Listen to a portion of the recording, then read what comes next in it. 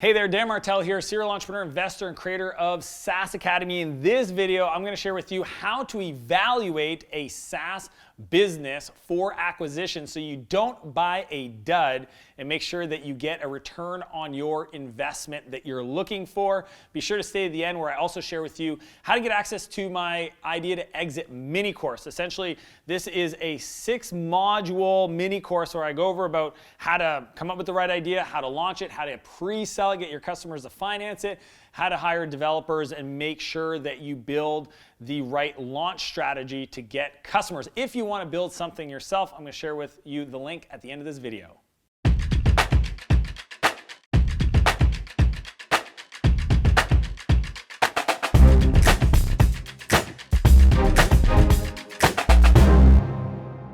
So buying and selling SaaS businesses is my jam. I've actually been involved in exiting 3 of my own companies, so on the seller side, and I've helped hundreds of other companies go through the process. And I'm also an investor in a private equity fund that is always looking at buying other SaaS businesses. So I have looked at hundreds of deals and figured out over the years how to evaluate them properly. And recently I had my buddy Mark reach out to me because he has an existing business, an agency, and he had a software company reach out to them to potentially buy them because they're kind of no longer passionate about the idea. They don't want to shut it down, but they're moving in a different direction. They wanted to know because it had an alignment with their customer base if they wanted to buy it. So he pinged me, text message, hey Dan, I got a SaaS business, they're looking to sell, what should I ask? So what I wanted to do is kind of talk about the 4 high-level areas of the business you should be looking at in the early stage. This is not meant to be a complete exhaustive list, but this is going to save you a ton of time because you can just get, with these 4 areas,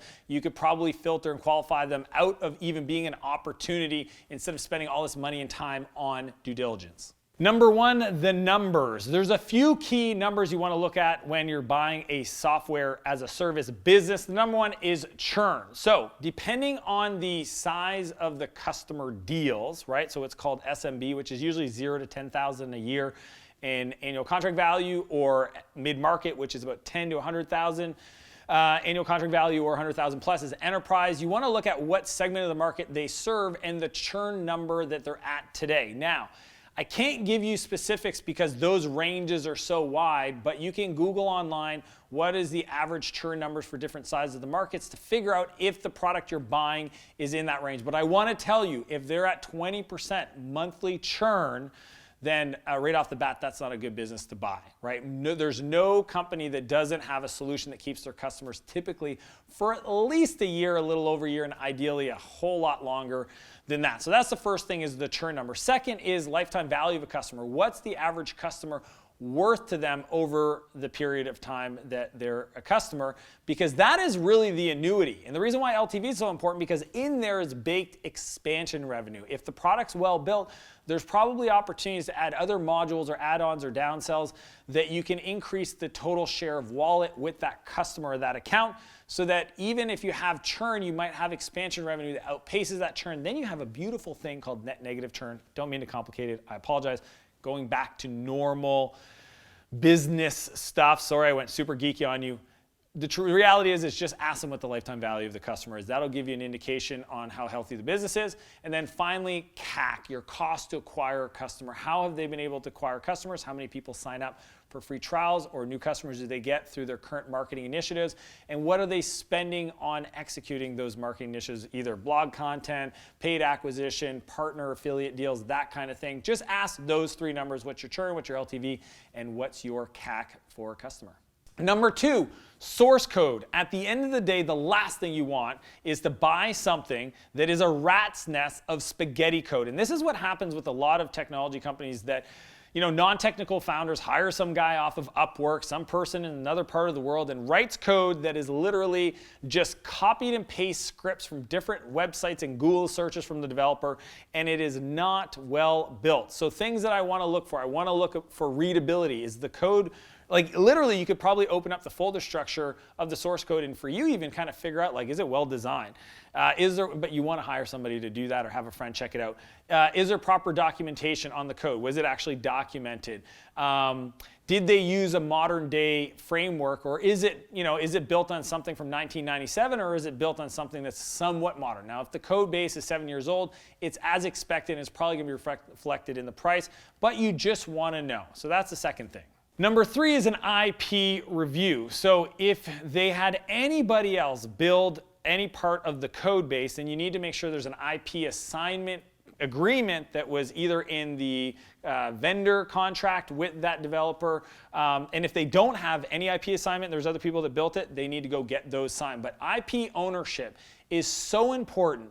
Because if you've ever seen, I mean, I have friends that have gone to court around this challenge. I mean, Facebook is such an incredible story of how the early, twins and this other guy, they were part of it and they got kicked out, but they felt like they had an ownership piece and it cost hundreds of millions of dollars to settle those lawsuits. You don't want to have that happen to you. So what typically happens is sometimes third-party developers build features and they use a reusable framework, and that framework might be owned by the developer and the changes. So you just got to clear up all of that. So IP review is a big part of potentially buying a SaaS business. And number 4 is customer support. To me, there's so much gold that sits in regards to the customer support process. At the end of the day, a great SaaS business will live and thrive based on how well they've treated their existing customers. And you can see from core metrics like time to first response and the number of support tickets that are being submitted on a weekly basis.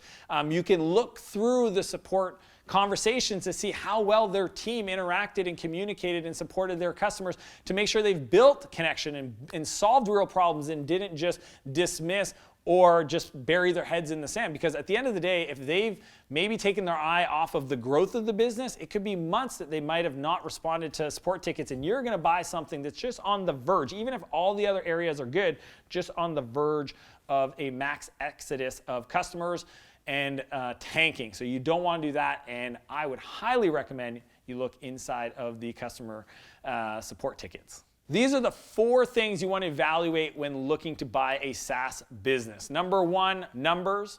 2, source code. 3, IP review, who owns the intellectual property. And 4, customer support. As I mentioned at the beginning of this video, I want to share with you my idea to exit mini course. If you are software curious, then you potentially have some ideas to build something yourself. So you can click the link below to get access to that. It's a 3-video series that talks about how to do true customer validation, how to figure out to get the customers to prepay to build the product. So if you do that right, and I teach about a framework called the clickable prototypes, and everything else you need to know about how to launch, hire developers, manage the product development process, including potentially raising venture capital and exiting your business. So if you want to learn more about how I've done that over the years, click the button below to get access to that resource. And if you like this video, click the like button. Be sure to subscribe to my channel. And if there's somebody else you think that this could serve, feel free to share it with them directly. As per usual, I want to challenge you to live a bigger business and a bigger life, and I'll see you next Monday.